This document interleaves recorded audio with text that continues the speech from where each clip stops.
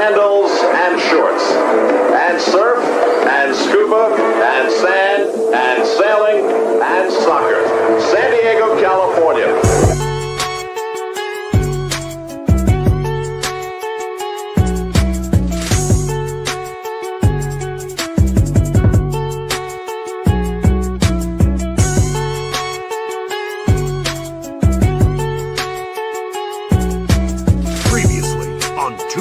And a mic.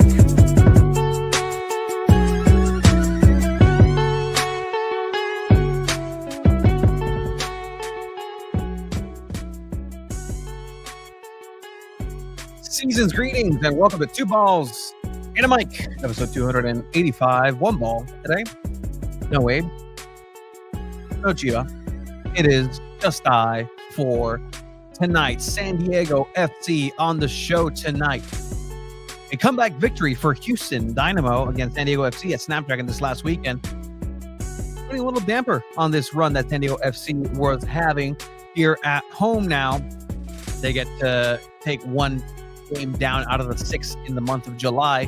They'll be facing Chicago Fire here in the next week. We're going to talk about the game. There's people who are calling for heads already of certain players to be benched. An overreaction. Please share your overreaction in the comments. Thank you for joining us here at Two Balls and a Mics. The episode that's solo for Tony today. But at the end of the day, guess what? San Diego FC needs to be going. We're going to go ahead and listen to some sound from Yepes Ferskov as well as Oni Valakari post-match. Favien Renkel from honestly the World Wide Web at the web.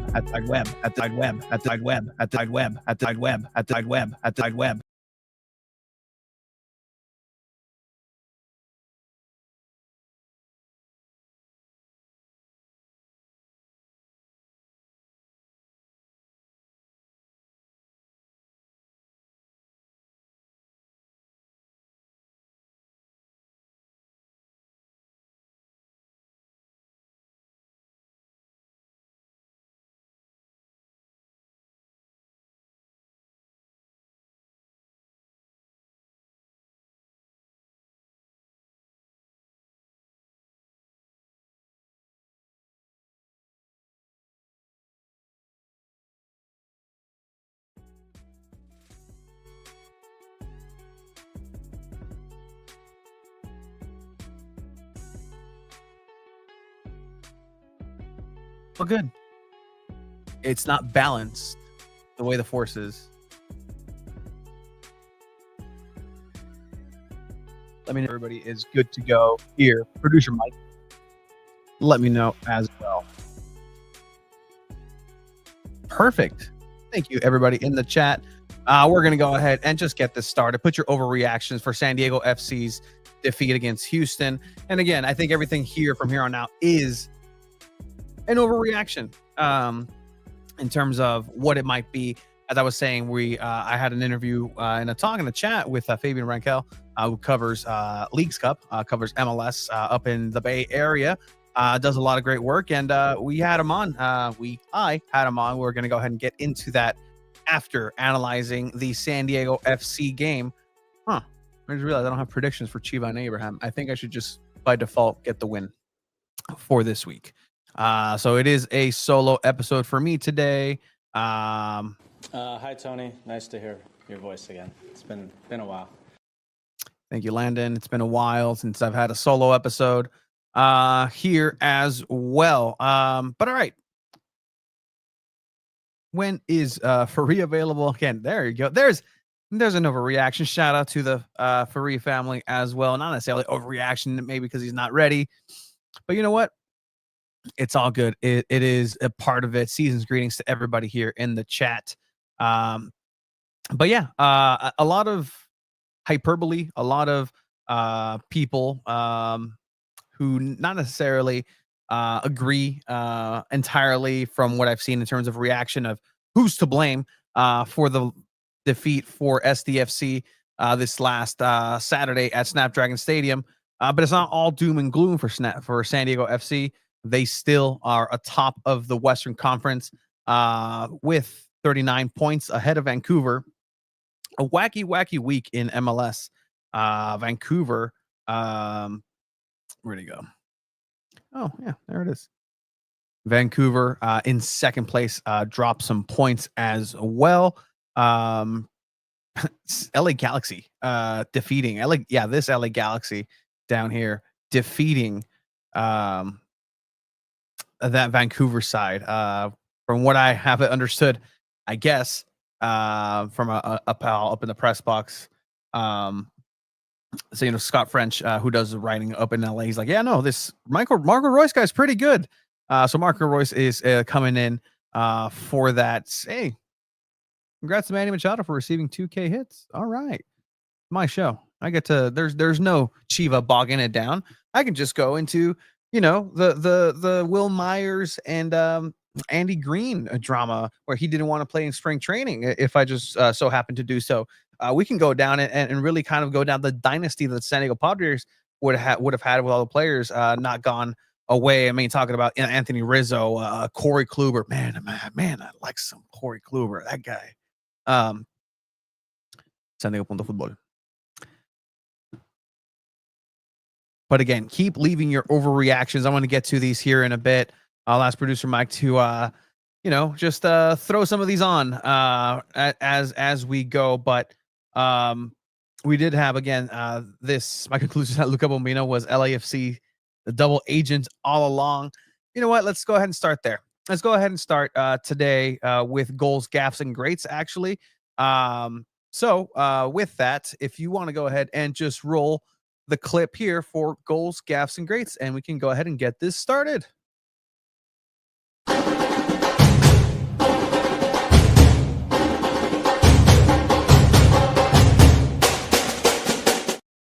All right, first and foremost, we go atop of the list, the goal of the week.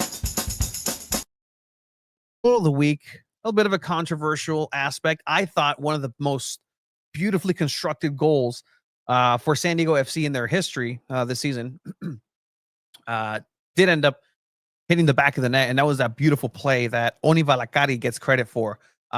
Dreyer hits the ball towards the net, towards the goal. Goalkeeper goes over to his right. He would have stopped it. Valakari gets the ball hit and ricocheted off of him. Goes into the back of the net. Still doesn't diminish the play. We'll talk about it. If you think that's the goal of the week, that's fine. A-okay. I think this deserves a nod for goal of the week.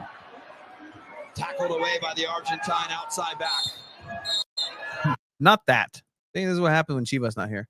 So to give you some insight, I had this all prepared.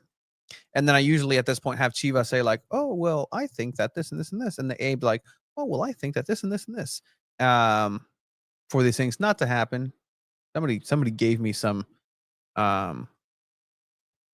leeway for baseball talk. So this is what we do here. But I'm talking about the Luca Bombino goal in order to tie this matchup. First goal in MLS for him and the young lad. So I saw that Luca Bombino thing that kind of triggered the goals, gaffes, and greats section and portion of this. So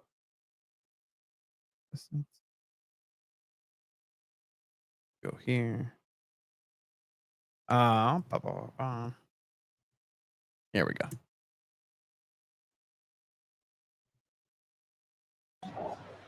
Headed back in front for Valakari. What can he do with it? On the back post. Left foot shot. And we're tied! How calm he was. But now you've got Luca Bombino on the back post. And again, it's the secondary attack opportunity. I think that has my vote for SanDiego.Futbol's goal of the week. Luca Bombino, immaculate way of striking the ball. Just kind of a mishmash of balls in the air. If you're a defender, that's one thing that you're told, at the end of the day, just bring the ball down or just get it out, boot it out. This ball keeps kind of bouncing in the small box. Bombino gets a very good bounce here. That bounce is almost behind him. It's a little bit too much for him in order to go ahead and strike it comfortably.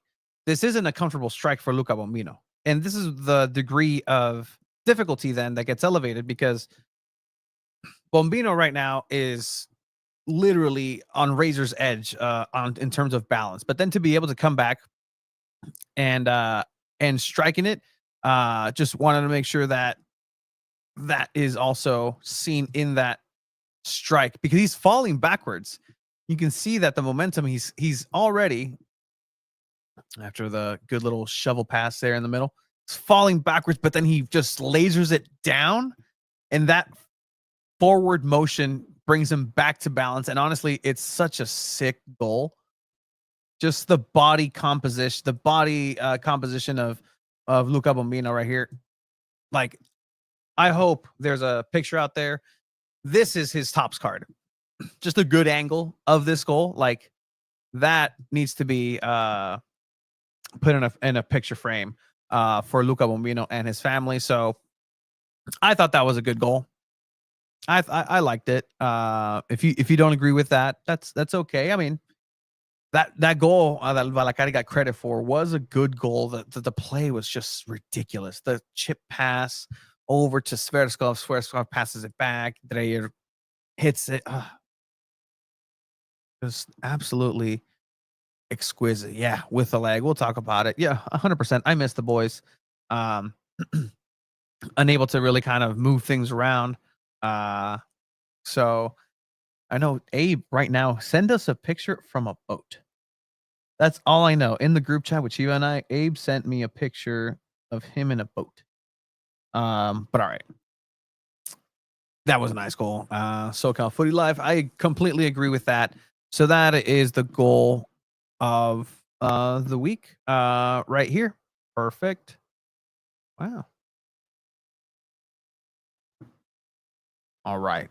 So let's go ahead and move on over into a very very, very hefty, loaded gaff of the week section. Gaff of the week. All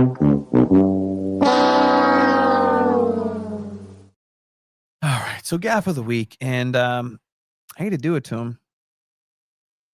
One of the gaffs of the week actually goes to there you go.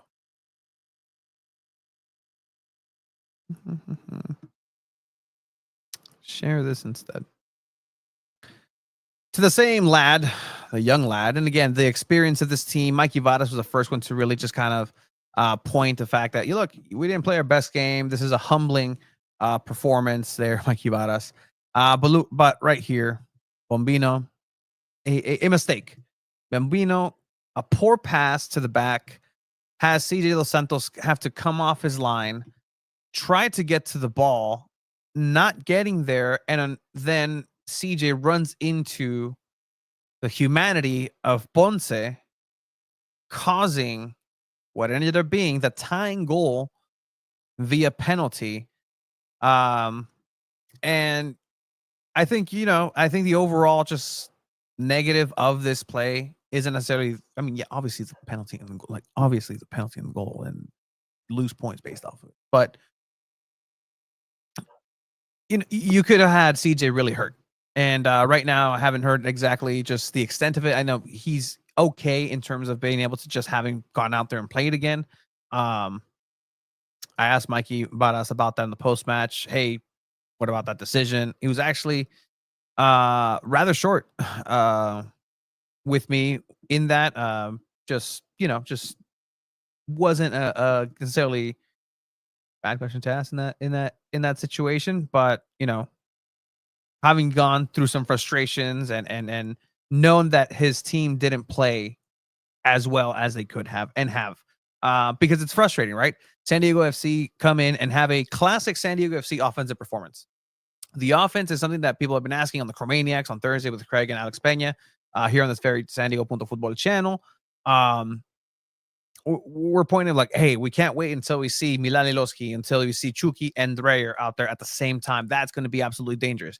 You get that, and you have a great offensive performance for San Diego FC, and it's just the other side, the mistakes that kind of eventually caught up with San Diego FC, at least in terms of this goal, this game against Houston, where Houston had no right really coming in and winning in such a fashion by such a score line.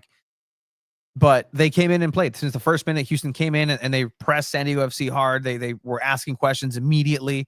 They were aggressive. SanDiego FC, from what's been seen, is they are able to just field weather the storm for the beginning parts of it.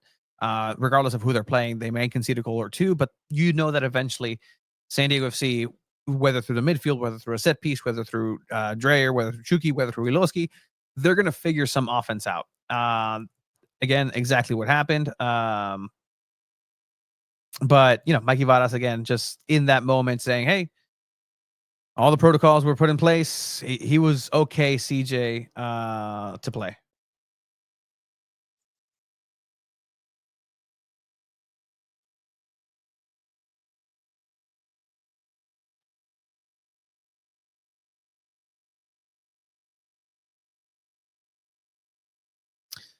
Mikey Varas, yep, got the thumbs up, and he stayed in the game. And that's exactly what happened. A subsequent penalty and a subsequent goal for Houston on here. Again, thank you again for joining us here, me here, myself, on this Monday. And a lot of different feelings I've seen just kind of come across online in terms of what they believe kind of went wrong with SanDiego FC for this game, and it was bound to happen. I think something was bound to be a give. Gaff, the Mexico handball, that's not a handball by FIFA regulations. That is not a handball. When a player is in the handbook, legitimately has a specific clause that says if a player is falling and breaking their fall and their hand happens to touch the ball in that moment, as long as it's not deliberate that he's touching and grabbing the ball, then it's an admissible handball. Same way, an admissible handball is when the hand is close to the body. Yes, the ball still touched the hand, but you don't call that a handball because it's not a handball. It doesn't qualify as a handball. So no, on that one, it's all good. Part of it. In any case, that is one of the gaffes of the week. I do have a special gaff of the week, and this is courtesy of our friends over at the Baller Crew. And this is not funny. It's funny. It's funny. Baller Crew, Brandon and Esteban. You can catch them at SDFC games. You can see them around town. Some great soccer content. But this caught my eye. Got robbed on the field.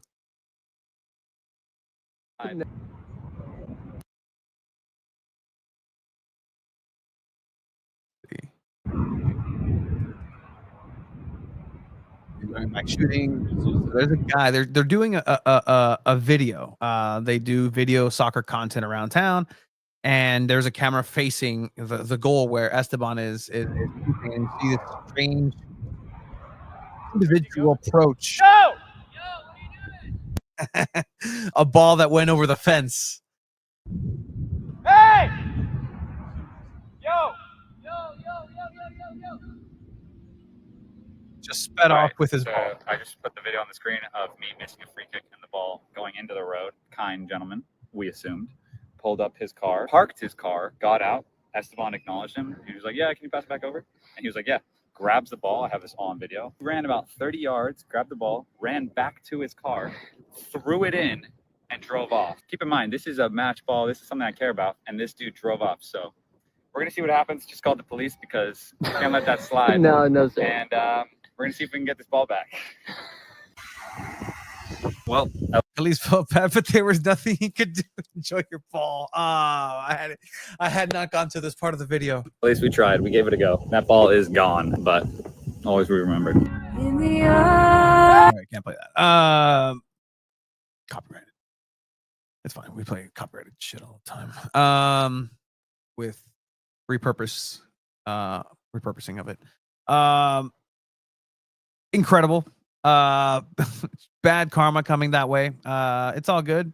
It's part of it, but the balls on this dude, like, runs up. Hey, thank you for getting our ball. No, he didn't even look back. He didn't even consider throwing that ball back. He just started. Like, all right, light little jog. It's fine now. Texture of it. Go! I'm so sorry. I shouldn't laugh, but it is what it is. Incredible. Yeah, don't do that, guys. Don't do it.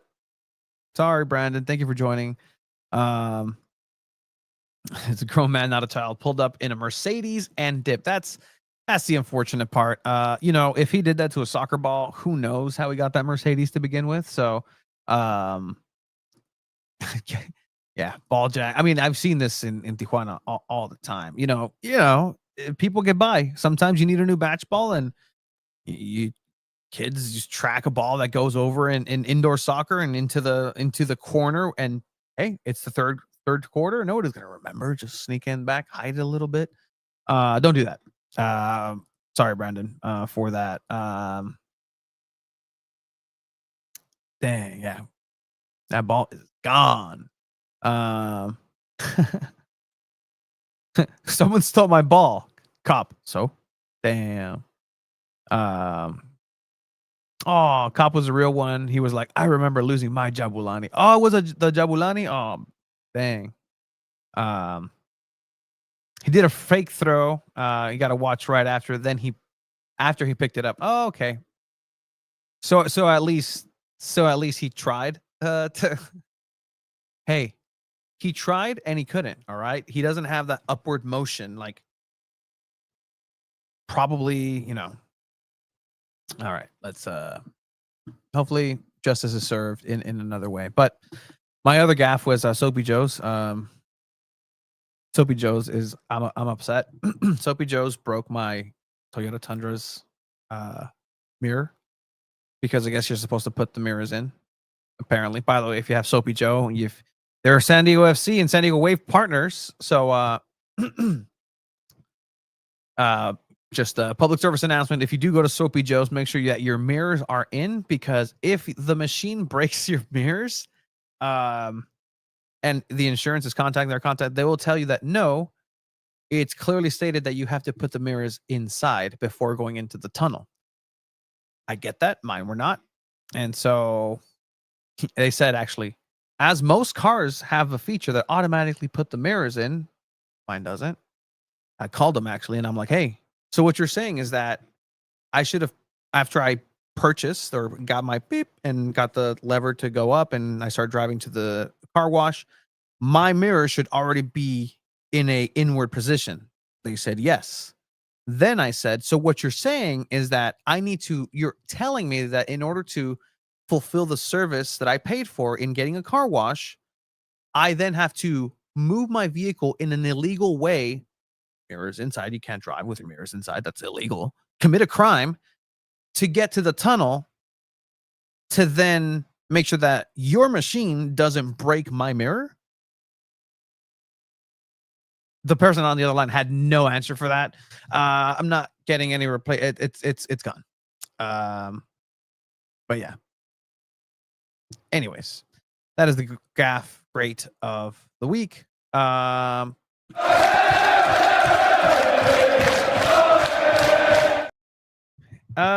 great of the week. I mean, couple great things that are happening in San Diego. Just kind of throwing those out there. Again, shout out to KPBS for throwing a Let's Kick It party. No great connections have been made out there. And SanDiego.Futbol was great of the week. You see the Portugal flag up there. Diogo Jota, unfortunate circumstances where you see the power of soccer and just across the world, people who don't know this player, people who identify with individuals, people who people will remember these kind of events throughout their life. I know younger people may not have those, and fortunately, where it's just like, oh wow, like where were you when this happened? And then I think that's gonna be it for a lot of people. Great, really cool. Just memorials across. But again, Diogo Jota and Andres Silva, probably playing pickup right now with some great players in the afterlife. So shout out to them. With that, we're going to go ahead and do a quick little transition here into the coverage of a game that upset a lot of people and have a lot of people overreacting. San Diego FC versus Houston.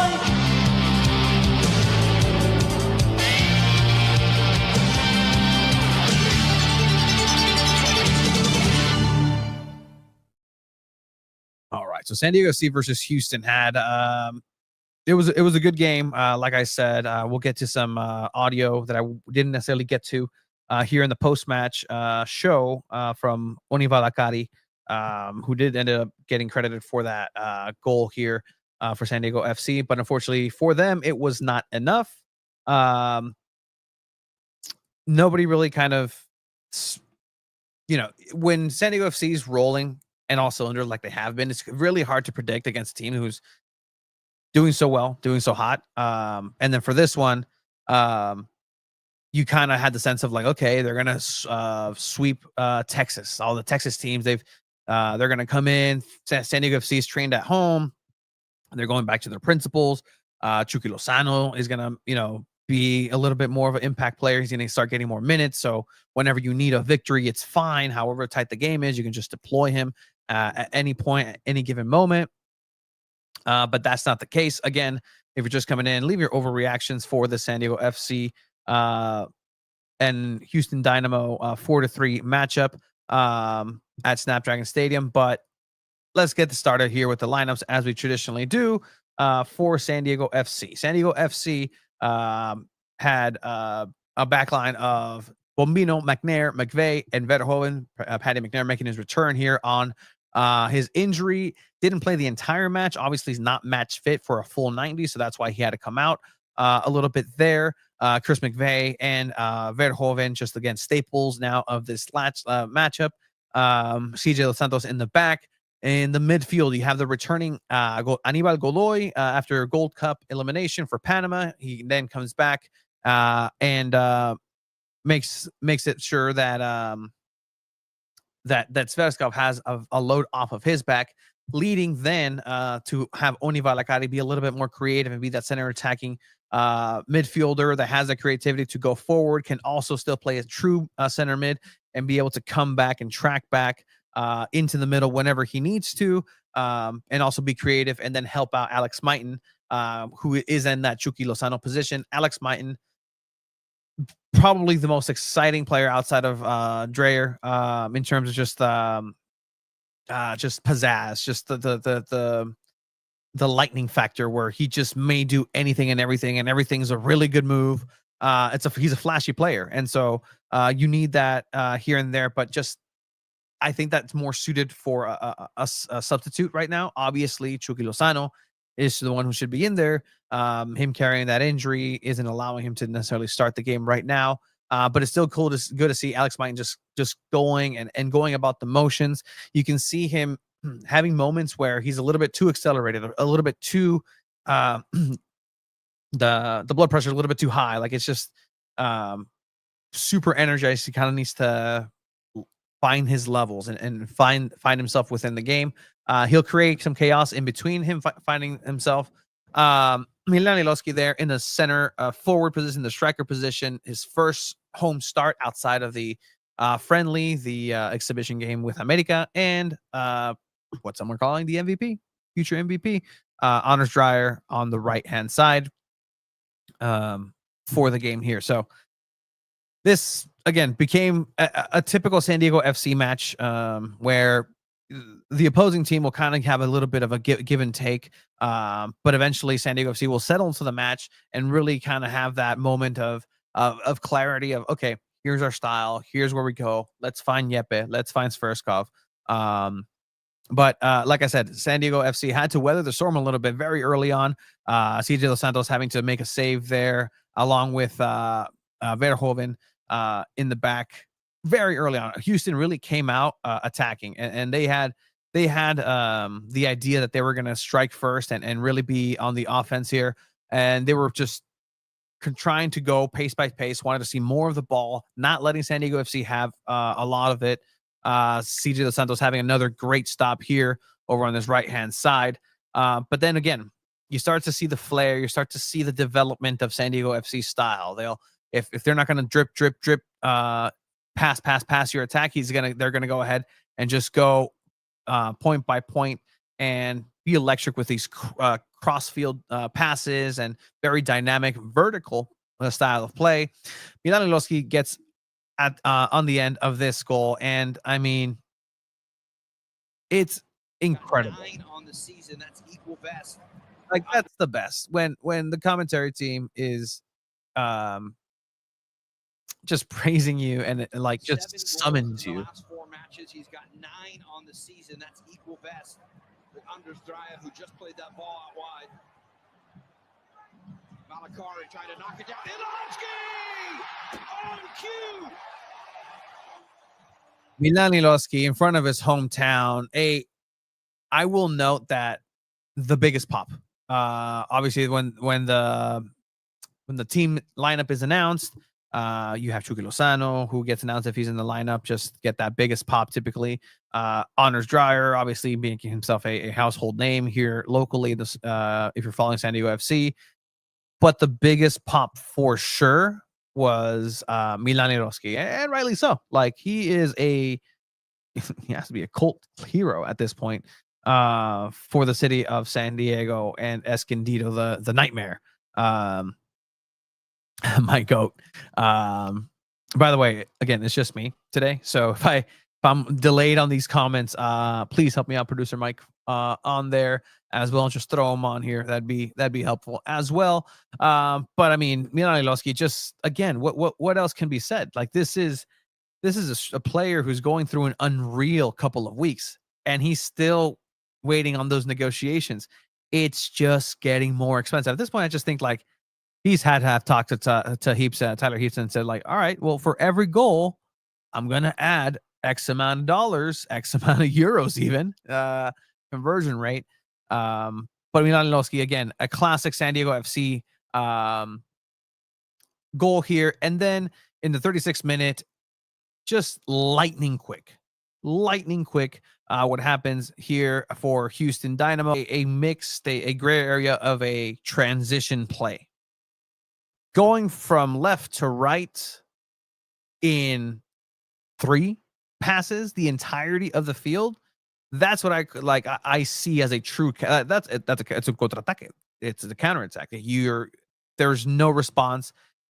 Usually, with these transition plays that people are starting to call counterattacks, like, no, the defense was there. They just couldn't necessarily stop them, or they just were caught. Like, San Diego FC was just caught flat-footed. And it comes off of a corner, and I know Oni Valakari actually mentioned it, or Yepe, that it's a huge no. You just cannot allow a counterattack on a corner that you just took. That is a cardinal sin. Don't do that. Here, Mighton gets a little bit of a shoulder tackle, a little bit of a un caballito, as we call it in Spanish. He goes flying. So maybe I'll give the benefit of the doubt. There was maybe a second, a pause for the players, like, okay, well, it's going to be a foul. And that's just natural in play. Doesn't happen. So it continues. Here we go. It continues just a clearance. That's a clearance. That's not a pass. There's no intent here. There's no 4D chess being played. That's just a clearance, clear as day. That technically turns into a pass and probably an assist on there.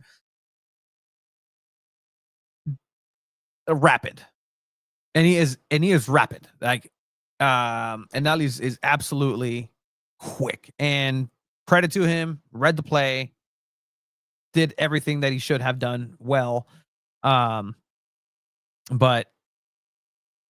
that's unfortunate for San Diego FC. You cannot do that.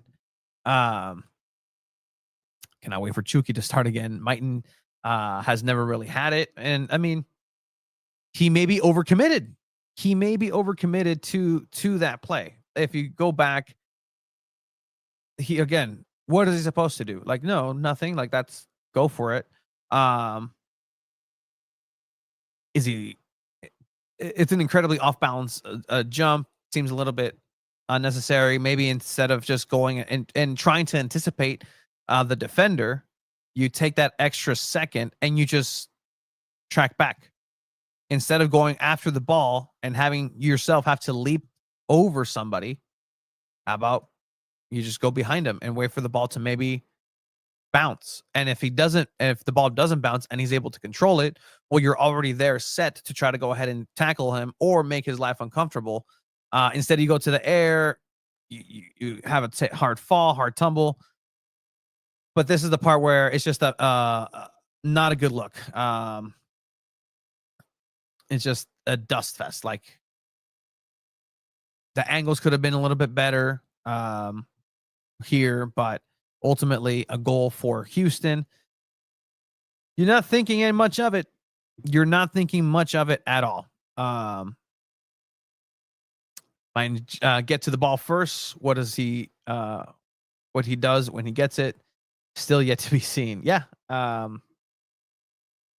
yeah, this is one of those goals that I know Mikey Varas is going to have on replay at training. And so that's going to be something that I'm looking forward to asking him here this upcoming week is, hey, how did film study go this week? Like, well, how was that?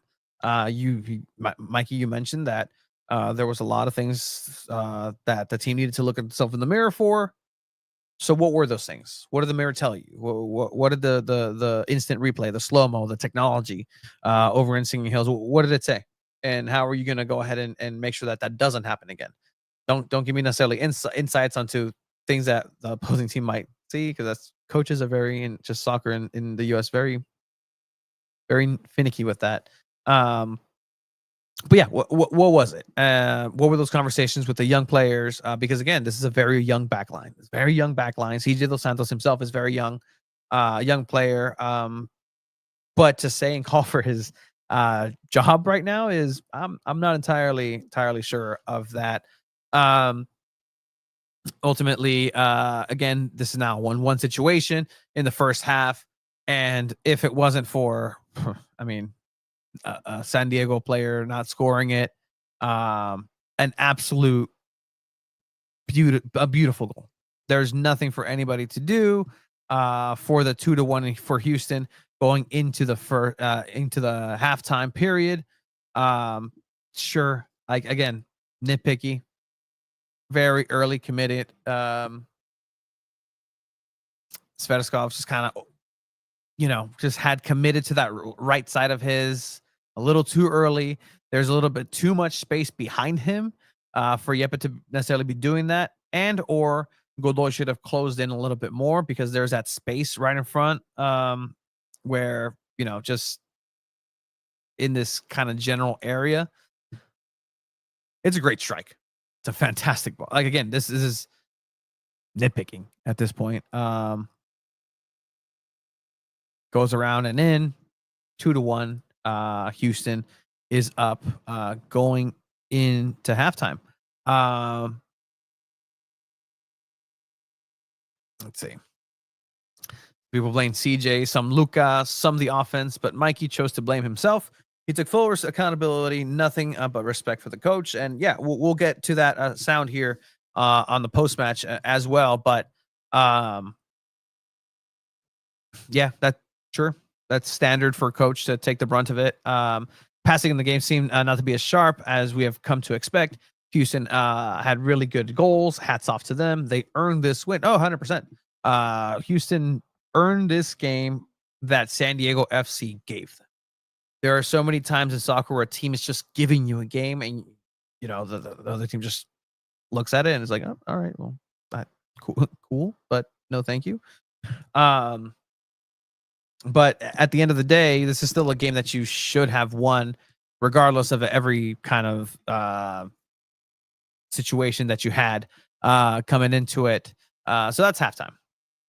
I think at halftime, everybody's kind of like, okay, cool. Second half is going to be fine. Second half is going to be splendid because San Diego FC loves to score at the end of the game, and they're going to still have Chucky to come on in. And it's all good. Nobody, I think, panicked. Nobody had at least a little bit of a doubt of like, oh, San Diego this might not be San Diego FC's night. The first 20 minutes where Mikey Vara said, and I agree, were just some of the worst 20 minutes outside of maybe that Austin game that San Diego FC have had in this first season. And that, now it's a little bit more inexcusable when you're a little deeper in the season than that first game. That first game, you're still trying to figure things out. It's one of your first games away from home. You're still new team. Again, still a new team. Still, right now, literally the newest team. But with the way that they've been playing, it just seemed like some chemistry was off, as you're mentioning, maybe the passing. Maybe it was Godoy, who again is coming into the team after Gold Cup. He played a lot of minutes in Gold Cup action. Paddy McNair, not necessarily being the full healthy Paddy McNair, and with his styles, a defender being hurt and not 100% can definitely mean that something in the midfield and the offense isn't also working. And these all sound like excuses. Sure, excuses, context, synonymous here. But yeah, with that, you kind of think once again, it's going to happen for San Diego FC, and it does. You have Dreyer. Again, what a beautiful ball. Just getting that ball all the way over. And then again, Onto the back post, left foot shot, and we're tied! How calm he was. But now you've got Luca Bombino on the back post, and again, it's the secondary. And I talked about this goal already here in Goals, Gaffs, and Greats, but give credit to the little things, right? We have a lot of listeners who have come up to me and Chiva and Abe, and they're like, hey, really like when you talk like soccer 101. Just, hey, it's fine. It's part of it. And I think this is something that I love seeing, is the little details when something's like, wow, that's a great pass. Even if it's a mundane pass, if you can tell if it's a great pass, it's a great pass. But I love this pass by Dreyer because it's just perfectly floated. It stays in the air forever. The ball seems weightless the way it's going all the way across the box. Like Dreyer, the way he strikes it is just so relaxed. Like he just crosses it, floats it. That's exactly what's supposed to happen. When you pass a ball like that, you go over to the far side of the box to get one of your taller players to hit the header back into the middle in order to create some sort of chaos. But that's at the end of the day a perfectly executed set piece and result. Yeah, bring it back into the middle, header. Like that is a set piece goal that gets trained. This is not an accident. This is not something that's like, wow, maybe that strike, just kind of the creativity of it is happenstance, but a great goal, that's a great team goal for San Diego FC outside of just a great strike by Luca Bombino, who gets his first goal. So congratulations. You were also San Diego Futbol's Great of the Week and simultaneously the gaff of the week. Had the gaff of the week and the goal of the week. It's a Luca Bombino filled day, actually. San Diego FC just kept pressing again, 2-2, 67th minute, classic San Diego FC. And then the runner-up for SanDiego.Futbol's goal of the week here in the 67th minute. In the attacking end. Up and over the top. Valakari hits it first time out in front, and it's 3-2. Look at the numbers around the ball, Rogue. That the beautiful pass that comes off from Chucky Lozano in the back. Again, things of beauty. That is schoolyard. That is, you don't necessarily, no coach is going to tell you do that. No coach is going to tell you and have it. There's no training drill that specifies in this sort of things. It's just this intangible knowledge, and I know that I need to get this ball over because somebody's making a diagonal run into the box. But at the same time, I can't have this pass be too strong because then it's a short distance from myself and the end line, so the ball's just going to go out. The register of the give and go. Chucky immediately recognizes, I see what you're doing. Hi, Chucky. Here's Yepe going up. Here's the pass. Chucky already knows what Yepe's thinking. He's going to go in between 3 players. Chucky turns, sees the space, lifts his head up. He can definitely get this ball and pass it and try to pass it on the ground. But then again, you're risking the slick surface, adding a little bit too much top spin, and that ball just is out for a goal kick. Says, you know what? I'm going to chip past this over everybody enough to where it's almost too much. The pass is almost too much. But the way and the technique that Chucky uses, it has the ball just drop perfectly. And then Yepe does one of the hardest things, was just a half volley pass while he's running. That that toe gets pointed a centimeter the other way. This is again a goal kick. This goes direct to the goalkeeper. He whiffs on it, and you're just like, okay, that was a great idea. Nope, passes it back exactly where somebody should be. Honors Dreyer comes in, and Valakari just nudges it into the box. But a beautiful play, well constructed play. And this is, again, you have Iloski, you have Dreyer, you have Shuki on the field. Who are you going to cover? Even if you cover everybody, they're going to get it done. But yeah, that was a fantastic display for SanDiego FC. And then it does come in the 71st minute. No, 71st minute. In the 71st minute, yes, where there's a play, and you just kind of like, that was a little too easy for Houston. This goal gets nullified.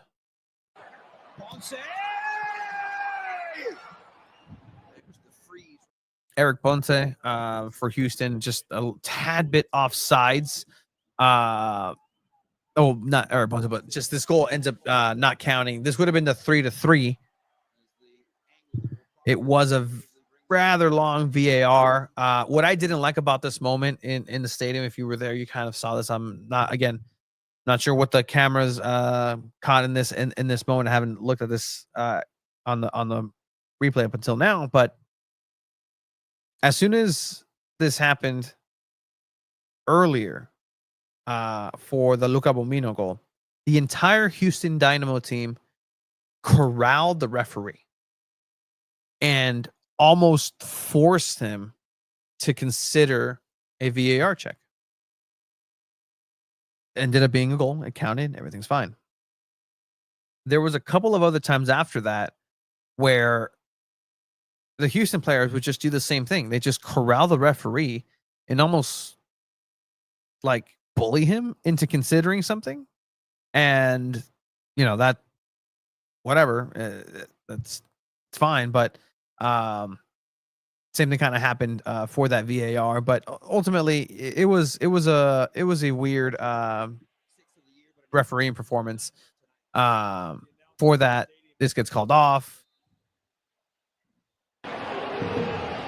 Number 14, Houston is offside. Yeah. The first ever successful "he's offsides" chant that I've heard a stadium do. A legit "he's offsides." Like one of my favorite chants in Snapdragon Stadium's history is the entire 28,000 plus fans in attendance or screaming towards the ref, "He's offsides. He's offsides." Don't know if that had anything to do with it, but ultimately it does get called offsides. But then Luca Bombino tries to pass it back. CJ gets clobbered, gives up the penalty. It's a penalty. It's unfortunate how it happens for CJ. He goes down. He does get contact on the face. He starts leaking from the nose. So this takes a while, which is the reason why eventually there's 17 minutes of added time. 3-2 right now in the 87th minute. Ponce buries it. Excellent penalty. This goes up into the roof. Has some words for Dos Santos. Houston was lit up. Houston was definitely lit up. Does anybody have the video of the offside chant? It'd be interesting. Maybe if you actually go into the game on Apple TV, you can. It was pretty loud. So maybe you can actually hear the crowd say that. If you go check back into the match, but 3-3, SanDiego FC kept pressing, and again, you're just kind of like, okay, 3-3. It's SanDiego FC magic. It's they're getting it done in these great ways. And what's one more result? This shot that goes right off of the hands of the goalkeeper. A beautiful volley right at him, but hey, you're making it happen. Sverskov again, knowing it's just situational awareness that it's not my place to try to score this goal. I need to find somebody to give this pass to. And I see a comment. He was surprised that CJ didn't get a red card. There's no double. They can't get double jeopardy, so he would have gotten a red card had it not been a penalty. Had that been outside of the box, CJ would have gotten a red card for sure. But because you give the penalty, you can't do double jeopardy. This is the moment where people are saying like, well, I would have had Cisniega jump in, Pablo Cisniega, very quickly, actually, after the contact, started warming up. Warmed up to the point where he took off his bib. He was ready to go. He was going to go in. But then there was clearance through the medical team for SanDiego FC that CJ wants to stay. One, CJ is okay to stay. Let's get CJ another shirt. Let's plug up those bloody nose holes, and let's see him try to stop a penalty. There was also a delayed concussion protocol where CJ took position for the penalty. Then there was a stop, a pause. Referee said, no, you got to go outside and do the test. He goes outside, jumps a little, like does a little sprint, comes back, says like, I'm good. And then, and yeah, that's new. Oh yeah. And new pants. Yeah. I mean, the whole thing was blood. CJ was definitely leaking. And then 3-3, you're like, man, great result for Houston. Man, SanDiego FC could have definitely won this. You could just have a taste in your mouth, which is like, man, like this could have been it. Again, the Sverskov play towards the end, boom. There's 17 minutes added. You're like, what? I've never seen 17 minutes added to a game. The MLS record is 21 minutes, actually. But then this play happens in the 100th minute of regulation. Not extra time, regulation. Centering pass, Ponce with his left foot! The field, but look at him, no pressure on the ball. Even Bartlow doesn't know what to do with it. And it's that quick little run off the shoulder there. Thank you, Procrastinating Puma, for confirming. You can hear the people chanting, he's offsides. Cody with the facepalm comments. And this is where I'll once again ask for everybody's beginning to throw me your overreactions for this matchup for SanDiego FC. This is an unexcusable goal. This is everybody. Everybody is at fault here. Everybody is at fault here. Not this goal. Chintrolas.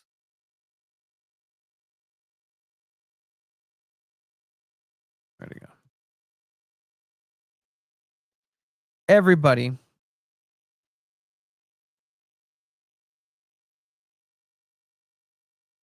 who is in SanDiego FC's half. That means you, Tomas Angel. That means you, Sverskov, that means you. Valakari, that means you. Entire defense, that means you.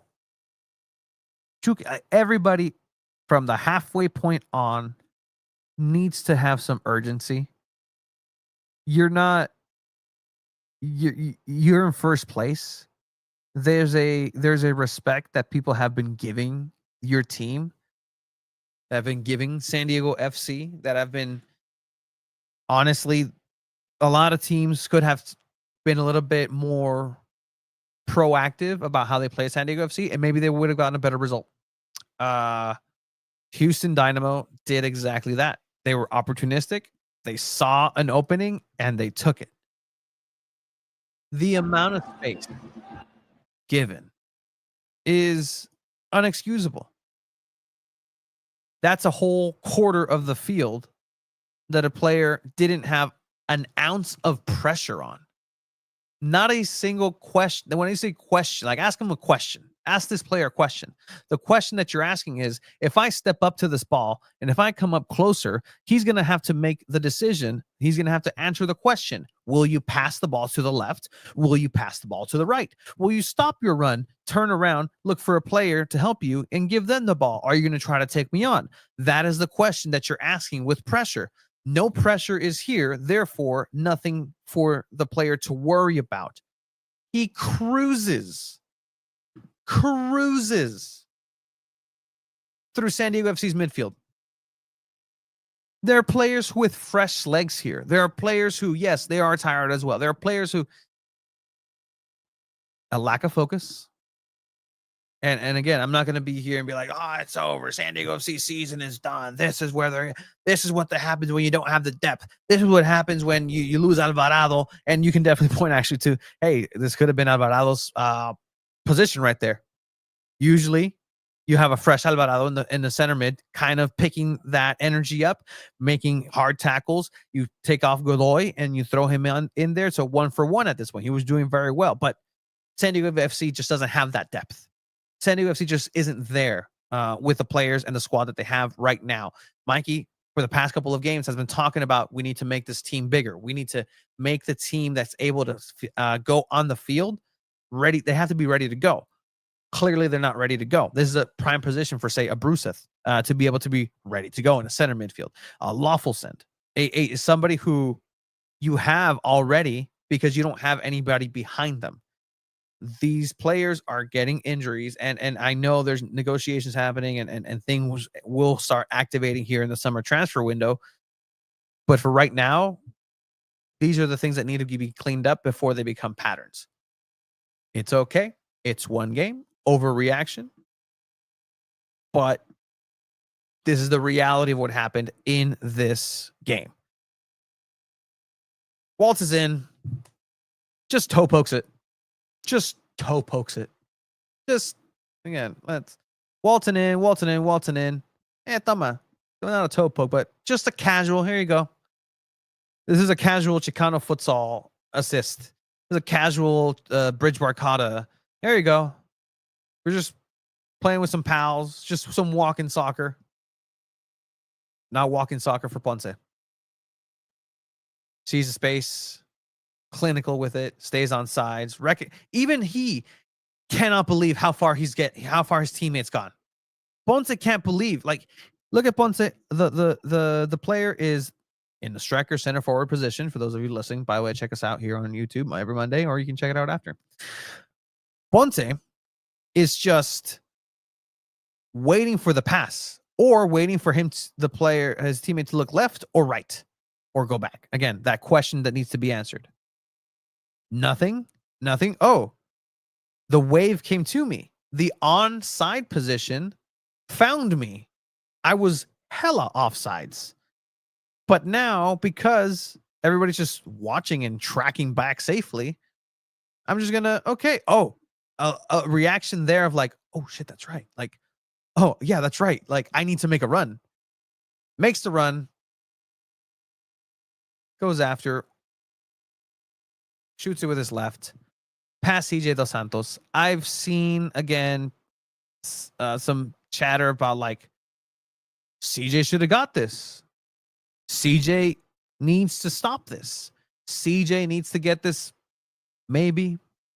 But at this point, did San Diego FC really deserve the tie? Did San Diego FC really need the tie? Would that really have made a difference in how poorly they played? I don't think so. Yeah, you get the result of a tie. You get 1 point. You're marginally more in first place than you were before, because fortunately for San Diego FC, Vancouver lose against LA. But is that placement? Yeah, sure. The placement of CJ is not the best. Like, that's I'll give you that. Like, what's he doing hugging the right post? Right? Like, if you're one step to your left, maybe by the time the ball is in your small box, you can at least touch it. And yes, no one is stopping that. Sure, it went in. But again, my point is, if this ball goes in or not, is there a real difference in how San Diego FC played? I think I would have been just as critical. I think Mikey Maras and company would be just as upset. I think they wouldn't be happy with what they put out there this last weekend to represent their play style, to represent how hard they've actually been working, how well they've been doing things. I don't think that this is going to be a match that they're going to look fondly on, but it's a match that they're going to remember. And, that's something that I know Mikey Varas carries. Mikey Varas took responsibility. Let's hear from the coach, head coach, post-match press conference for San Diego FC after a 4-3 defeat to Houston Dynamo. Mikey Varas. ¿Dónde estás, Mikey? Aquí estás, Mikey. Hola, Mikey. Mikey, you come back here at home after a difficult road stint. You play in the similar style that you have been very successful with. What was the difference today against Houston that made it difficult and ultimately get a defeat here at home? We didn't play, and we didn't play within our principles for long enough. We weren't collective enough, and we strayed a bit tonight. Even though we probably put about 20 minutes of good football together. First team level, that's not good enough. Otherwise we leave it open for anything to happen.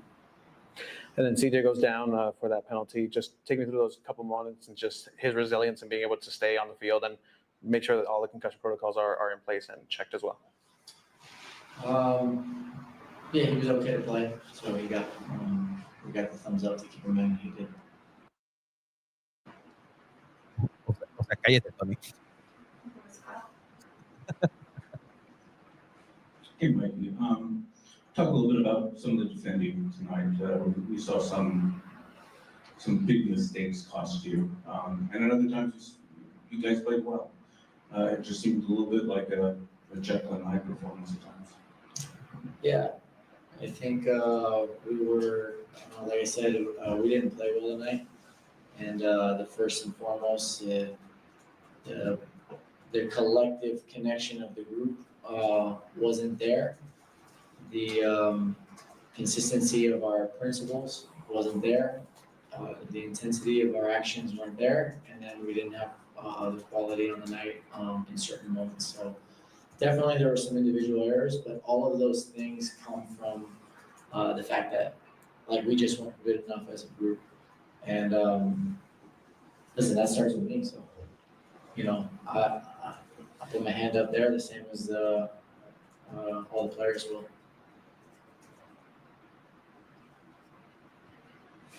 Hi, Mikey.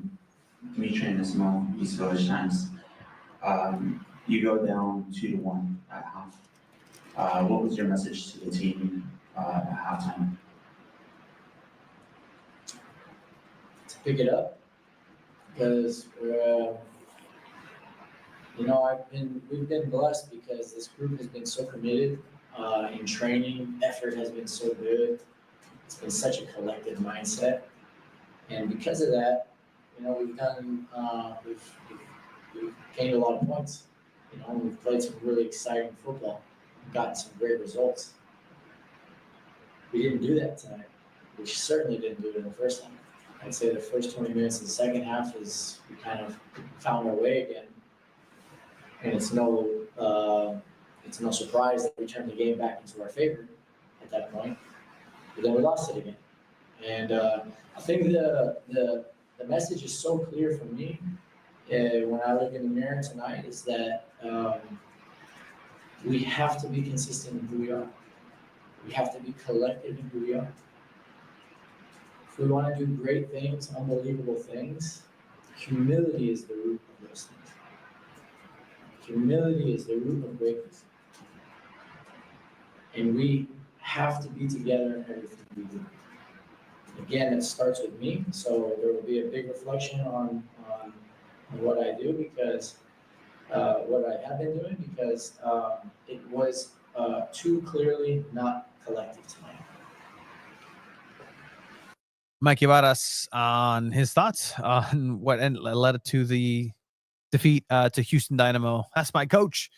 A lot of people liked what Mikey had to say. I'm not gonna lie, I did too. You know, it's the accountability factor, but also I like that he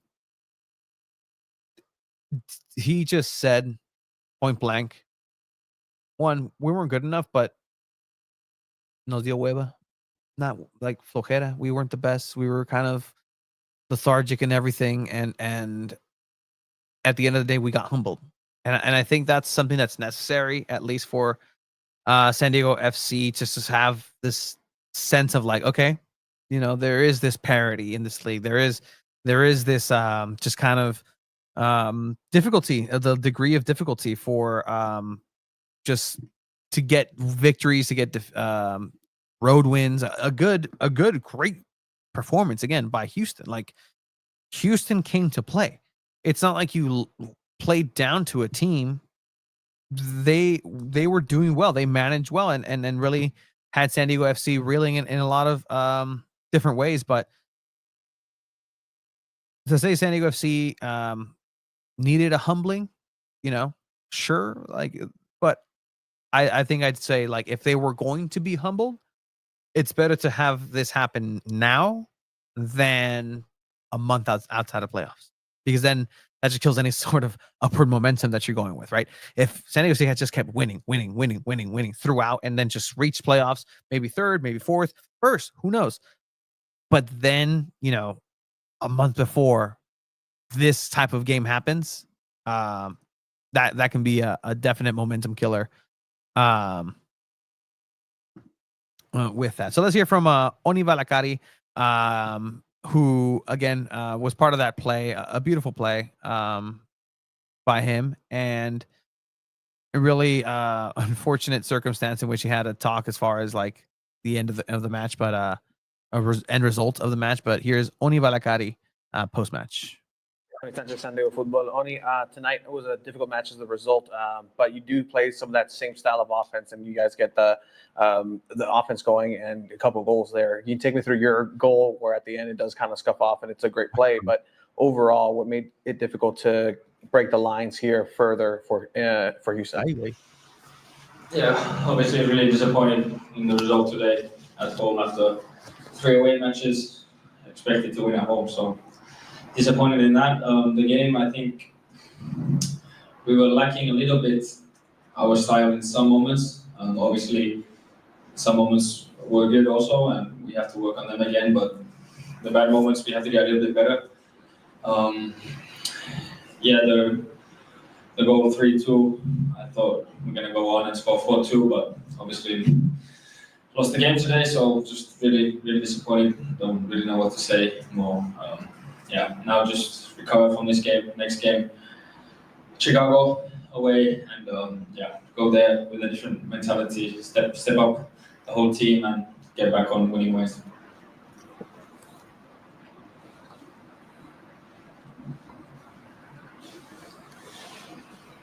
I'm actually going to throw a couple at you.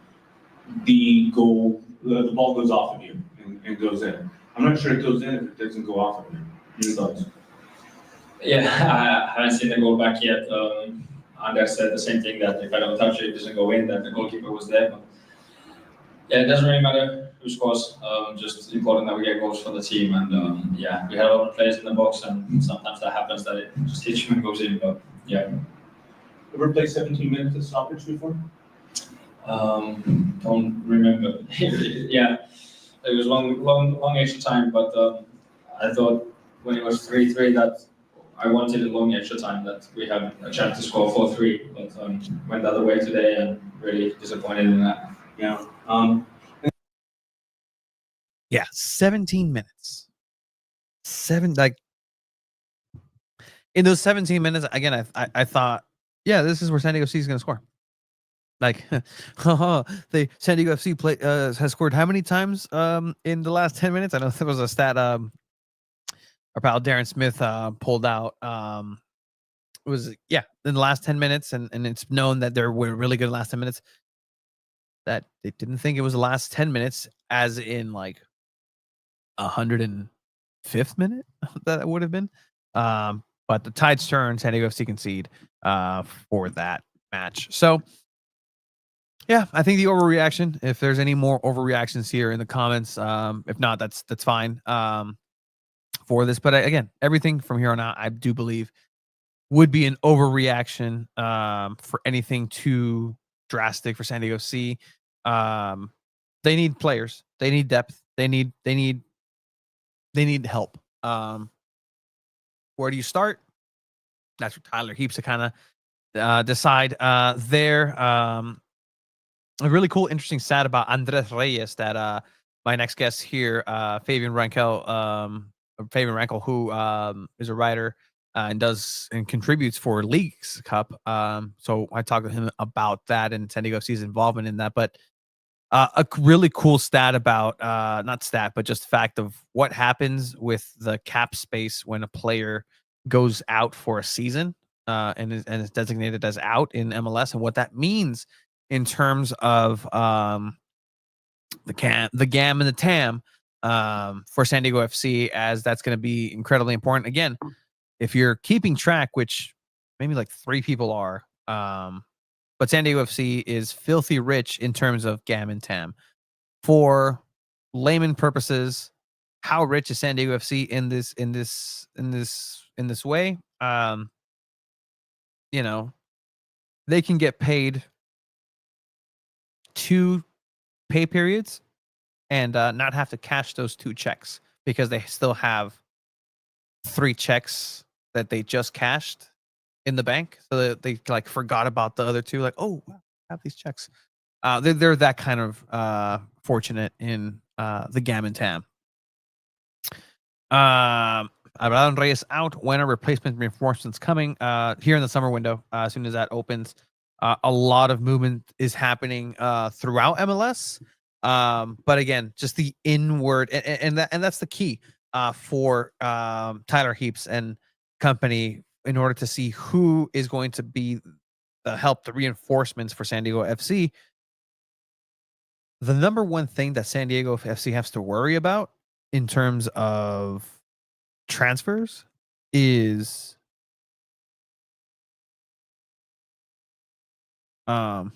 Jesus.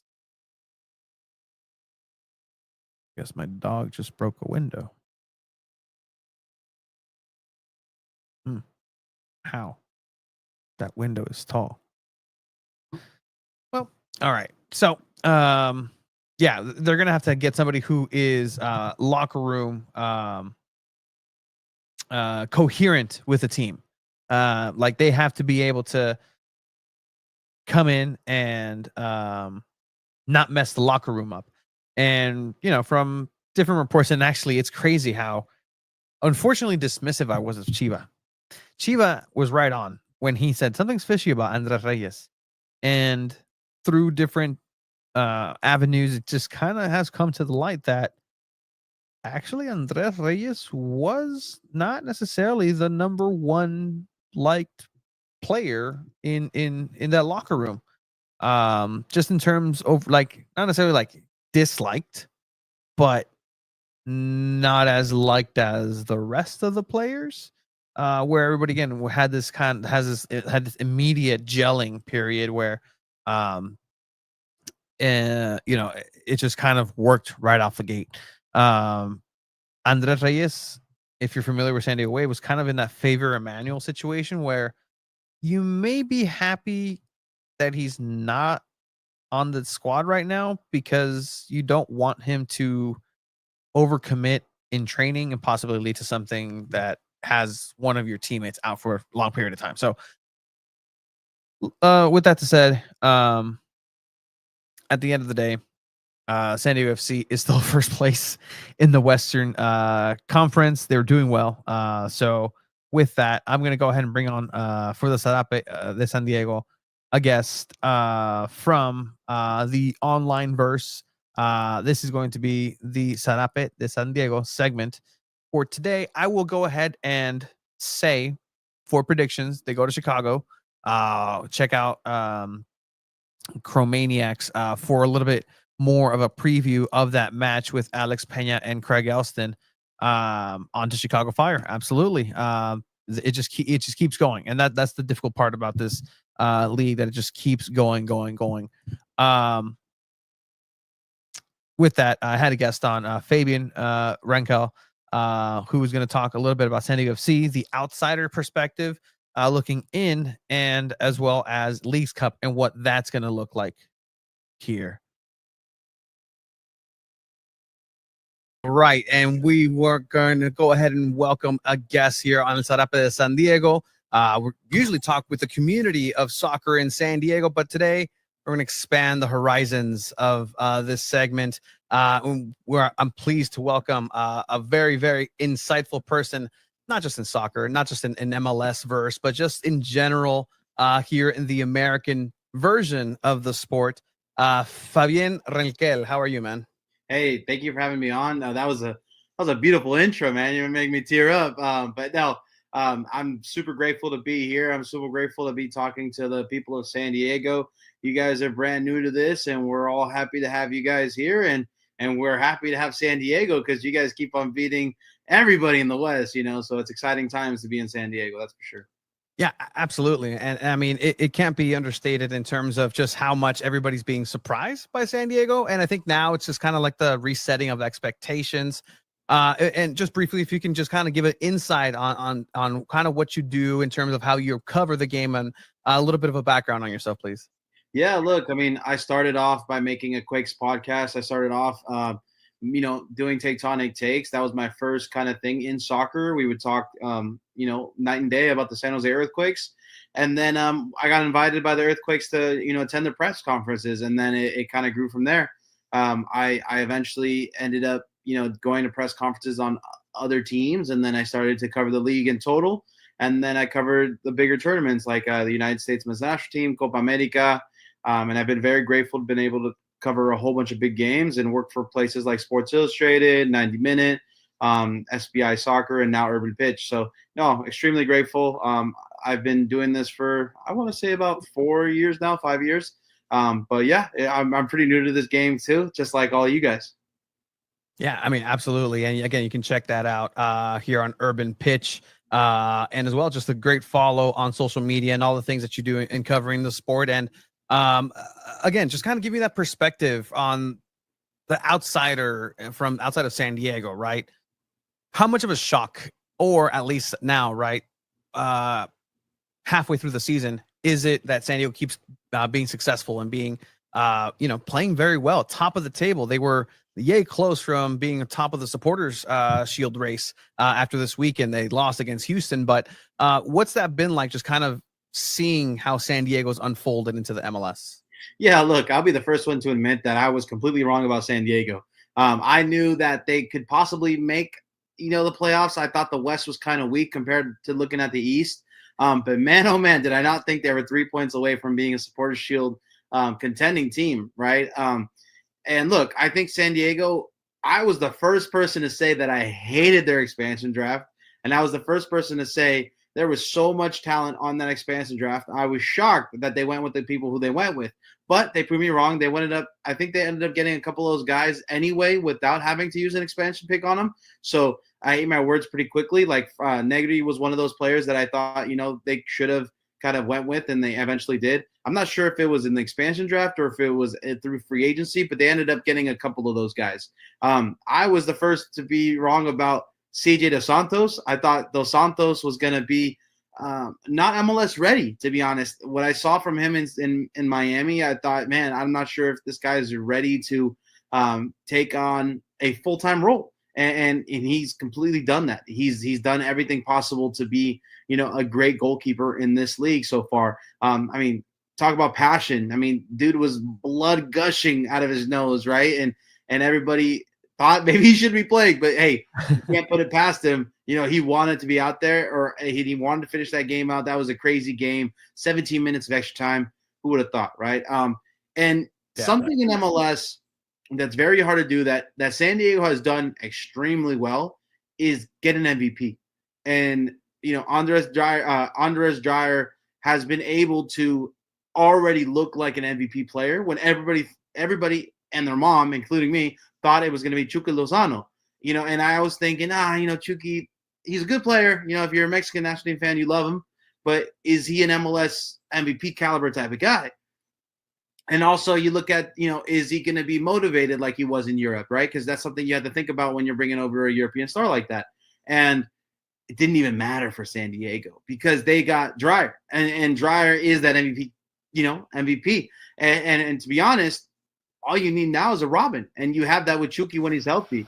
And then you add a whole bunch of, MLS level quality guys around him, like Godoy, a guy who's been there before in an expansion team. It's like I was saying, CJ Dos Santos.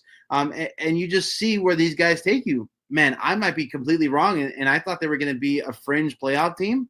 But, man, they're going the whole St. Louis City approach where they might win the Western Conference and they might even win the Supporters' Shield.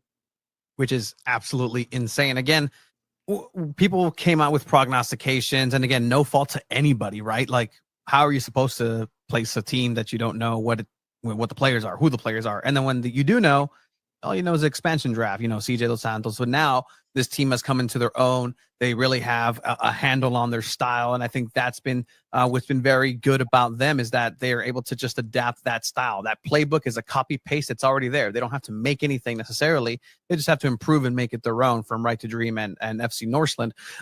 So with MLS, again, the first time you saw San Diego FC, like any other team, almost took that step back. And for the most part, you see them once. And if you win in that time, you get the 3 points.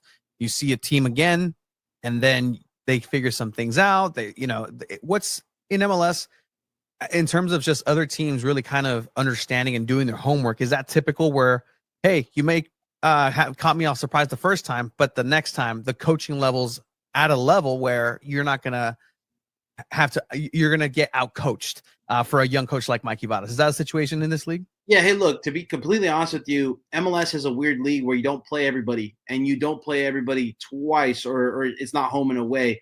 So you can get away with surprising some teams this year and then you don't have to face them again, or you get away with not having to play maybe the best managers in the league, right? Because you don't play everybody. So personally, it could be a lightning in the bottle type of thing with San Diego, and they're taking advantage and they're getting as many 3 points as possible, which is a great thing because you have to be able to just accumulate all the points possible. And what San Diego's doing very well is kind of accumulating those points in the middle of the season when a lot of big teams start to fall off or they start to lose a little bit of motivation. San Diego's still chugging along.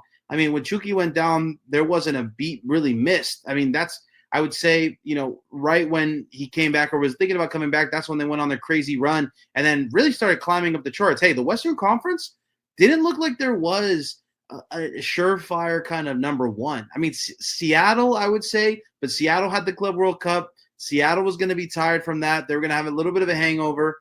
And teams that don't play in many tournaments, and this can be a benefit, San Diego, as of right now, only has this to really worry about. So they really do need to kind of take advantage of having this one regular season going on while teams like the Earthquakes are in U.S. Open Cup, teams like Austin are in the U.S. Open Cup, teams like Seattle are in the Club World Cup. They've had to worry about other tournaments. And San Diego is going to get that with Leagues Cup. They're going to have to worry, but there's going to be a break. So in a sense, you're going to have to worry about, flipping your roster and kind of having enough bench support And we're going to see if San Diego doesn't fall off, and if they're able to keep a hold of their form they're in, man, this is going to be a crazy inaugural season, and it's going to be one for the record books. And from now, what we're hearing here locally in San Diego, as far as just like the cautionary tales for any MLS team, whether it's expansion, it's, hey, wait for summer, because that's really when the tides start turning in terms of, hey, you might have the best start of a season, but once those summer months start coming in, the travel, the international play, the other tournaments, that just these other factors start really kind of compiling. Is that true of MLS? It's just here as approaching these summer months where the Europeans maybe start falling off, or what are some things that in this league San Diego can maybe have to be aware of? Look, there's always one thing I always say: there's death, taxes, and the Sounders making a run to make the MLS playoffs, because the Sounders are easily, on paper, the best team in the Western Conference, in my opinion. And in my opinion, I think you have to worry about the Sounders. Vancouver is starting to kind of not wilter away, but definitely cool down a bit. I thought, their 3-0 loss to the Galaxy was kind of shocking. Let's see if Sebastian Berhalter comes back to that team, Brian White, and let's see if those guys can kind of do something for that Vancouver team that needs a little bit of juice back into them. But yeah, you're 100% right. The summer months are the tough months for a lot of MLS clubs. I mean, this is the time where you find out pretenders and contenders, right? This is the time where you truly get to see who the real threats are for the MLS Cup playoffs and who isn't. And for right now, like, I can already tell you, the Galaxy aren't going to come back this year, right? St. Louis is not going to come back this year. If you look at the standings, if you bring them back up, LAFC is going to come back, and they're going to be at the top, but they might be a new look. Like, I can already tell you that Salt Lake, all those guys underneath there are going to have a hard time coming back with 13 games left, or even less, 12 games left. And it's just going to be tough for them. I mean, and San Diego's already – I would kind of say San Diego already has a playoff spot locked up. Like, unless there is a monumental drop-off in terms of quality for San Diego, I would already kind of key them in for an MLS playoff spot. One of the things that is a little bit concerning here in San Diego, though, is the depth. San Diego doesn't have an MLS next team, doesn't have that baseline. So when you have important players like Alvarado going down for the season, Andres Reyes, which I heard was a human being at some point. He made an appearance for 30 minutes and got himself a red card, and poof, disappeared out for the season. That coming down officially, actually, from the club this last week. The fitness of this team is going to be crucial. The style that they play is very high octane, high pressing, high everything. So these months, again, are going to start wearing on the team, and the depth. Talk to me about depth in MLS. Obviously, the healthiest team goes and wins the whole thing in a lot of different ways. But in these months, is there just the injury uptake, or is there something that, again, this can be a problem for SDFC because there's no well of players, just like Seattle has with Tacoma Defiance and et cetera, et cetera.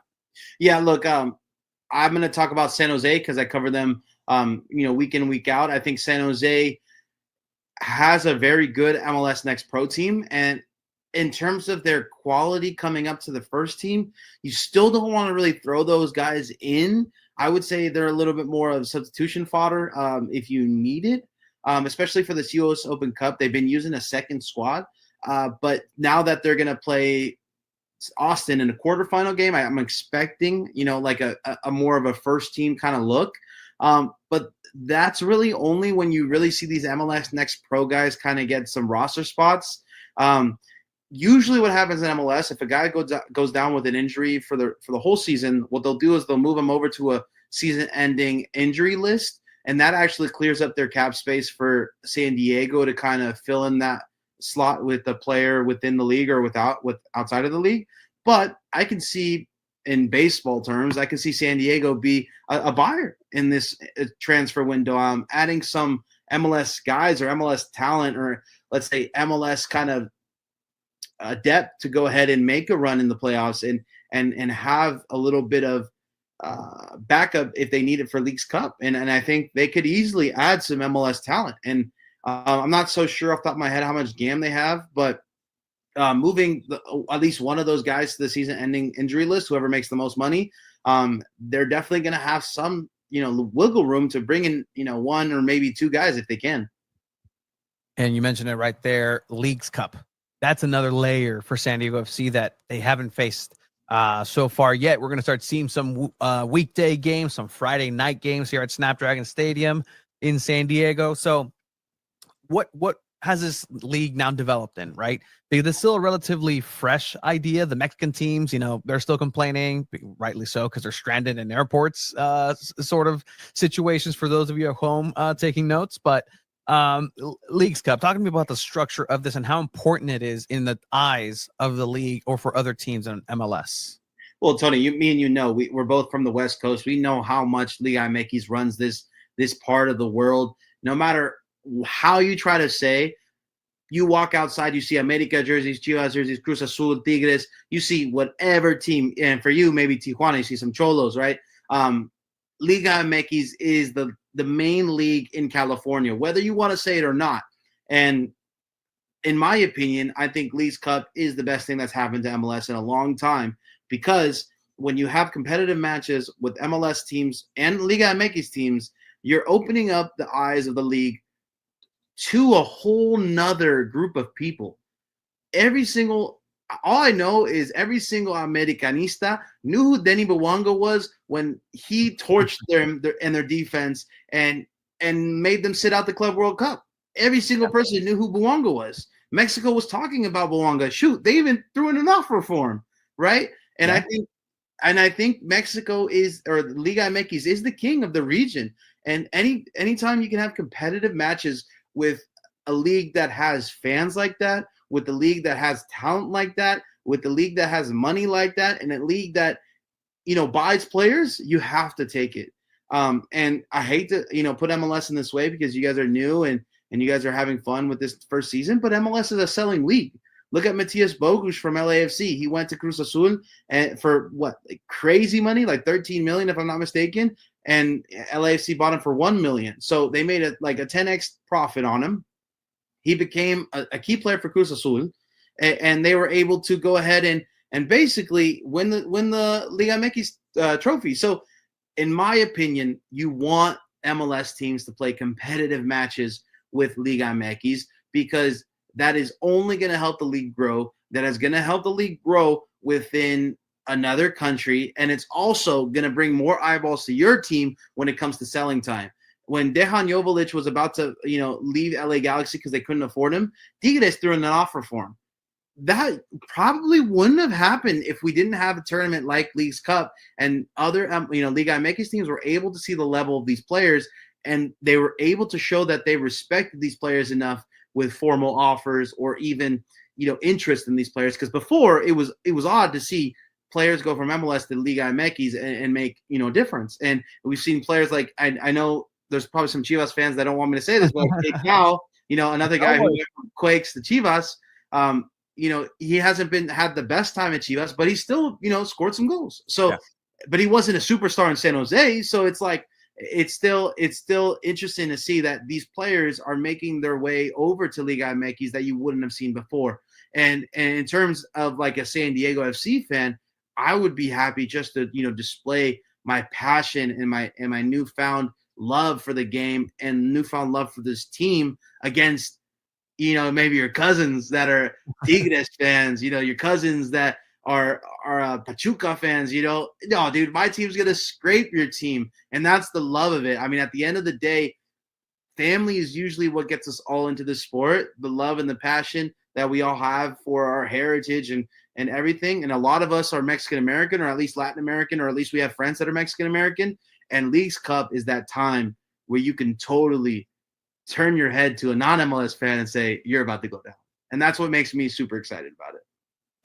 I love that. And for San Diego fans, again, if you're keeping score at home, these are your opponents. This is your upcoming ones, right? Obviously, Tigres and Mazatlán there, but Pachuca stands out with that storyline of Irving El Chucky Lozano having grown up. That's his boyhood club, comes in. When he was presented here, his coach in Pachuca came in, El Ojitos Mesa, in the front row. Like, This is going to be a great event, a great day, but it also presents little cool storylines like this. And Exactly.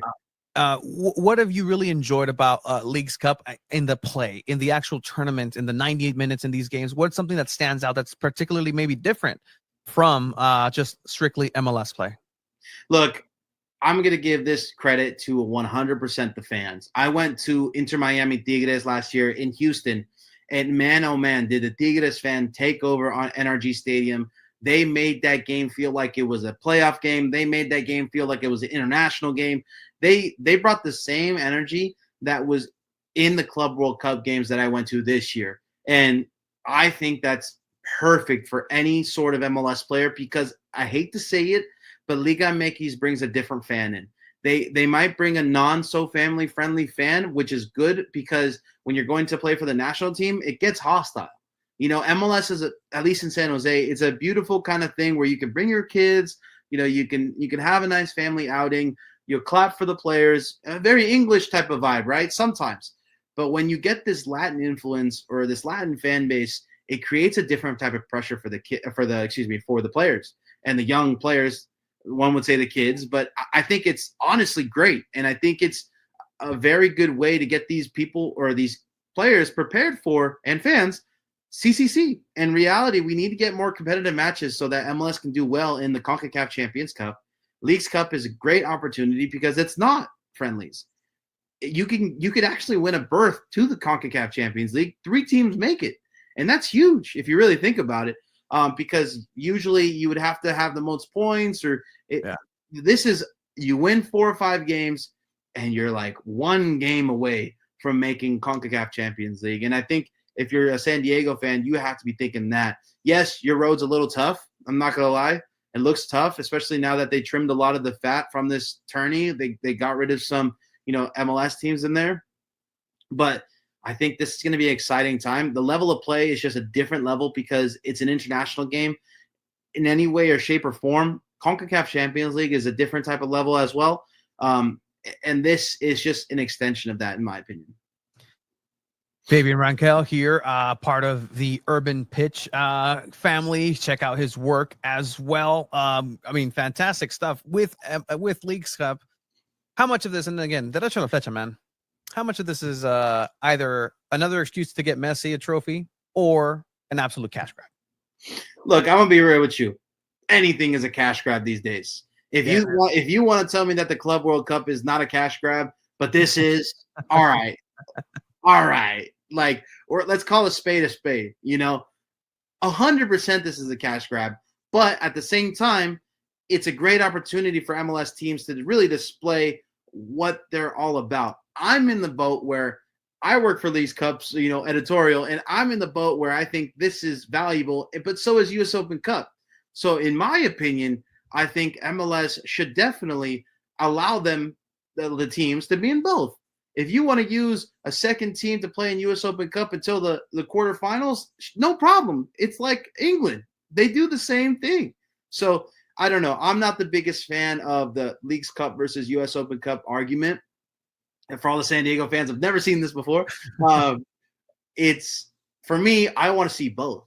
I have Mexican-American friends that I want to tell them, hey, man, America is about to lose to Boanga.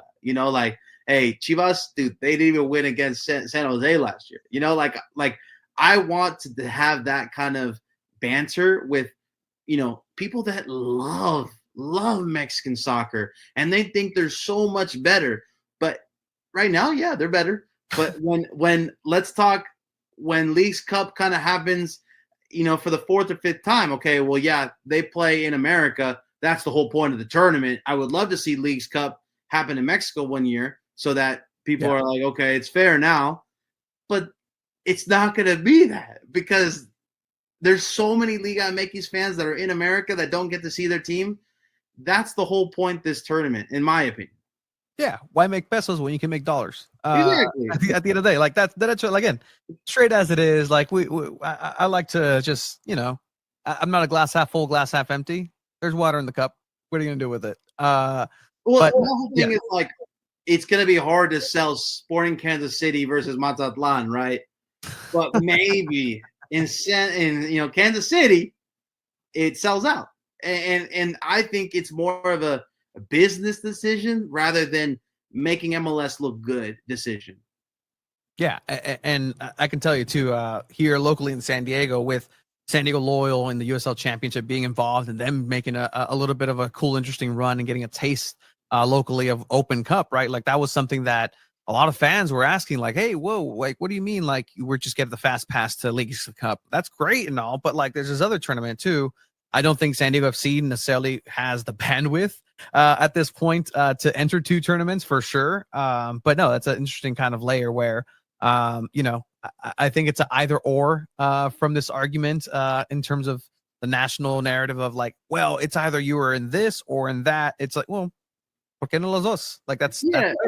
Look, I started writing for U.S. Open Cup for when I was like a small writer. Like I still go to all the U.S. Open Cup games for the Earthquakes because sometimes I don't even go to MLS games, but I'll still go to U.S. Open Cup games. It's just a different feeling. It's more like grassroots soccer, something that I, started my career with, and I get that kick from it. But man, can you sell Sacramento Republic versus Houston Dynamo, or can you sell more Tigres versus the Dynamo, right? Like it just, in terms of dollar signs, I get it. I'm not happy with it, but it makes sense. If I was the commissioner, there's some jokes that I'm going to be Leagues Cup commissioner one day. I would say let them play both. And if you want to have your MLS, Next Pro side wear the, main kit for one game, do it. Like let's find a way to do that because that's what they do in England. Like let's not make any sort of fan base mad. Like let's just have more soccer. Yeah, there's more games, but it's up to your coach, which he's used to doing, rotating the squads and making sure that people get minutes. Yeah, and again, like the one caveat where I would point out is like, hey, like if a team is being overworked, like the health is always first. Like that always has to come first. If it's a little bit too much, make sure that's okay, ready to go out. You see players taking a stand. Pulisic in the Gold Cup, Pulisic in the Gold Cup. That's a little different there. That was a little different. Don't get me started on that one. All right. Yeah, no, exactly. And, even here locally, Luca de la Torre in one of the press conferences after a match was like, yeah, no, if a guy says he doesn't want to play or he can't play because he's taking care of himself, then let him do that. But there's a lot of arguments on either side. Either way, this tournament is happening. San Diego FC is part of it, and I'm excited to see what this new wrinkle of the season is going to bring. But Favian, you bring up San Jose, NorCal, SoCal. There's beef. Let's just establish that. I don't know if you know this, right? But there is beef. Is that a real thing up there by any chance, or is that just our perception down here? Wait, San Diego's in SoCal? No, yeah, just kidding. It's pretty much in Mexico at this point. I can throw a rock and I hit the wall from how Southwest. This is the most Southwesterly podcast in the nation, I think. I do believe. Yes and no. I don't think there is any sort of animosity towards San Diego. Okay. I think an enemy of an enemy is a friend, right? And I think the main enemy for the Earthquakes is always going to be the Galaxy. And then even LAFC isn't like viewed that badly compared to the Galaxy. And I assume San Diego is viewed even lighter, So no baseball type of rivalry yet, right? With the Padres and the Giants, where there's a little bit of animosity there, but nothing in soccer yet. Barry Bonds once said that his favorite place to hit home runs was Qualcomm Stadium into the palm trees, and I will never forgive him for that. One of the greatest players of all time, but I will never forgive him for that. Also, he gave us a free Taco Bell in a World Series. In any case, again, this is really cool as it's building San Diego FC. Is there an established, unofficial kind of score sheet, like a California? I know we've like Copa Texas. Oh yeah. Is there something established with? Not yet, actually. If I'm not mistaken, the Quakes have the Heritage Cup with the Seattle Sounders, which is a little more odd. But no, nothing like a California Cup. Yeah, that's interesting. Yeah, we totally could do one. I think that's something that we can work in and massage in. Let's work on that. I think we can start something too, just for the banter. But in any case, San Diego will also face San Jose. Is San Jose, I mean, are they even looking down here in terms of what's happening, or in terms of like, oh, there's this other California team coming up that may be looking for a rival? Because again, everybody wants to build in a rivalry. But I think Bruce Arena has been there so many times that he kind of doesn't even look at the other teams at this point of the season. I think he's truly focused on the next game. Like, that's a coach I actually think is just focused on the next game, because he's been in so many highs and lows, maybe the MLS GOAT when it comes to coaches. And he's been there, done that. I think San Diego is going to be a fun one for the fans out here. I know it's going to be a pretty big game when Chucky Lozano comes, because we have a huge Mexican-American population out here. So they're going to be excited to see Chucky. But to be honest, I think unless something happens outside, I think on the pitch, it's going to be a pretty normal game. Maybe a good test for the Earthquakes, because I was assuming the Earthquakes would be somewhere around third, fourth place, and they're more around the playoff line. And I think the Earthquakes want more now that Chicho Arango is healthy and Josef is healthy, and they're finally, hitting strides, and now they have an open DP slot as well. So yeah, we'll see. We'll see what happens with this matchup, because to be honest, the Earthquakes are probably looking at the San Diego and saying this is going to be a good measuring stick for the playoffs. That's awesome to hear. Really good stuff, Fabian here on Sarape San Diego. Thank you again for coming on. I would love to have you, as Leagues Cup and this the tournament keeps on happening, to bring you back and kind of do a little bit of a pulse test. If that's good with you. Yeah, it's a pleasure. No, absolutely. And if you want to go ahead and just let the people know where they can find you, or things that can be on the lookout for. Yeah, you can find me at Twitter or on X at Favien Renkel, just like my regular name. And you can find me on Threads. I know no one says that, but you can find me on Threads, where I always make sure to tweet some things out and get some funny moments out of Threads. No one's on Threads, but you know what I'm thinking? It's connected to Instagram, so one day it has to be something. And I'm like one of the only MLS guys on there, so I always try to make it a thing. But yeah, Instagram too. I am Favien Renkel on there, so that's somewhere where you can definitely find a lot of my like personal stuff, but also where I kind of show where you can find MLS content, where like some random places that my reports show up and things like that. But yeah, my whole thing is I want to make the casual sports fan, a soccer fan, and that's an uphill battle, because everybody knows how the American sports fan is, and that's going to be a battle that I'm going to need everybody here. So I'm excited to connect with you, Tony, and thank you for having me on. And I'm glad that you guys are all here helping MLS grow. That's for sure.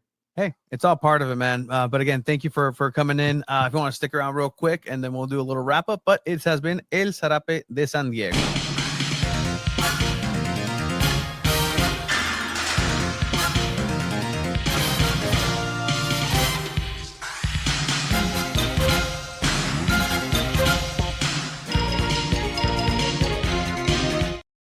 All right, so season's greetings. Picture was sent from my sisters. The window into the kitchen is broken. Presumably, my dog broke it. There's fresh blood splattered. Examination. No blood on the dog. It may be a possum incident. My dog is innocent. Either way, this has been Two Balls and a Mic. Today, solo dolo. Thank you, everybody, for joining today. With that said, make sure you follow. Make sure you like. Make sure you subscribe. Make sure you keep trusting us in the coverage for San Diego FC and everything soccer in San Diego. We will come back with San Diego Wave, who is going to play at Torero Stadium in a friendly. So there's that. I'll save the grades for when Abe and Chiva come back. With that said, season's greetings. Thank you. Appreciate you guys. I'm going to go clean some glass. Bye. Subscribe.